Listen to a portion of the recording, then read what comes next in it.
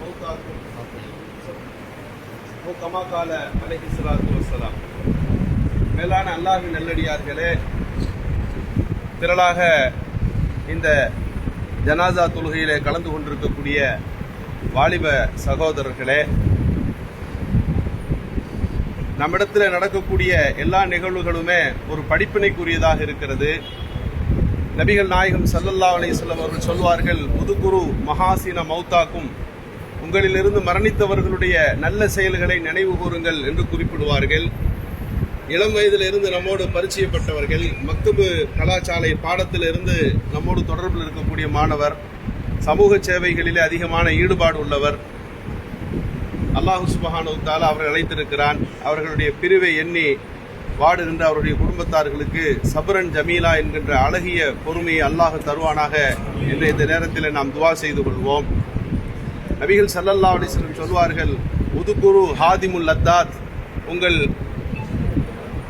சுகங்களை எல்லாம் உடைத்து போடுகிற மரணத்தை பற்றி நீங்கள் யோசியுங்கள் என்று சொல்லுவார்கள். இந்த நேரத்தில் நாம் வாலிபர்களுக்கு சொல்லுகின்ற விஷயம், நம்முடைய தலைமுறைகளாக நம்மை தாங்கி நிற்பார்கள், அவர்களுக்கு திருமணம் செய்து வைத்து பார்ப்போம் என்றெல்லாம் பல்வேறு எண்ணங்களோடு நம்மை வளர்த்தெடுக்கிற நம்முடைய பெற்றோர்கள், அவர்களை அடக்கம் செய்து பார்க்க வேண்டிய நம்முடைய குழந்தைகள், நம்முடைய வாலிப சகோதரர்களை பெற்றோர்களே கொண்டு போய் அடக்கக்கூடிய ஒரு சூழல் என்பது நாம் எல்லாம் இந்த நேரத்தில் படிப்பினைகளாக பல்வேறு விஷயங்களை எடுத்துக்கொள்ள வேண்டும். நமக்கு பல்வேறு பொறுப்புகள் இருக்கிறது, குடும்ப பொறுப்புகள் இருக்கின்றன. இவையெல்லாம் கருத்திலே கொண்டு நம் வாகனம் ஓட்டுவதாக இருக்கலாம், என்ன பிற விஷயங்களாக இருக்கலாம், நீங்கள் கவனத்தோடு நடந்து கொள்ள வேண்டும் என்பது இது போன்ற நிகழ்வுகளின் வாயிலாக அல்லாஹ் நமக்கு எடுத்து சொல்லுகின்ற செய்திகளாக இருக்கின்றன. அல்லாஹ் நம்முடைய எல்லா விஷயங்களிலும் பாதுகாப்பு அளித்து சிறப்பான முறையில் எல்லா விஷயங்களிலும் அல்லாஹ் தஆலா உறுதுணையாக இருக்க வேண்டும், இருப்பான் என்று துவா செய்து நிறைவு செய்கிறோம். பைக்கு ஓட்டுறதுக்கு இன்னொரு நாள்